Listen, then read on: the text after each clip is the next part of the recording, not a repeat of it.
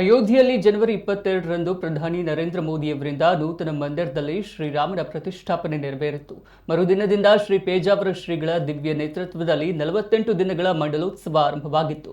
ಇಂದು ಅದರ ಕೊನೆಯ ದಿನವಾಗಿದ್ದು ಶ್ರೀರಾಮನಿಗೆ ವೈಭವದಿಂದ 1008 ಕಲಶಾಭಿಷೇಕ ಸಹಿತ ಬ್ರಹ್ಮಕಲಶೋತ್ಸವ ನೆರವೇರಿಸುವ ಬಗ್ಗೆ ಬೆಳಗ್ಗೆಯಿಂದಲೇ ನೂರಾರು ಋತ್ವಿಜರ ಉಪಸ್ಥಿತಿಯಲ್ಲಿ ತತ್ವ ಹೋಮ ಸಹಿತ ವಿವಿಧ ಹೋಮ ಹವನಾದಿಗಳು, ಕಲಶ ಸ್ಥಾಪನಾ, ಪೂರ್ವ ಕಲಶ ಪೂಜೆ ವಿಧಿವಿಧಾನಗಳು ಆರಂಭವಾಗಿದೆ. ಇಡೀ ರಾಮ ಮಂದಿರವನ್ನ ಆಕರ್ಷಕ ಪುಷ್ಪಗಳಿಂದ ಅಲಂಕರಿಸಲಾಗಿದೆ. ಮಂದಿರದಲ್ಲಿ ಇವತ್ತು ಅಸಂಖ್ಯ ಭಕ್ತರು ಆಗಮಿಸಿ ದೇವರ ದರ್ಶನ ಪಡೆಯುತ್ತಿದ್ದಾರೆ.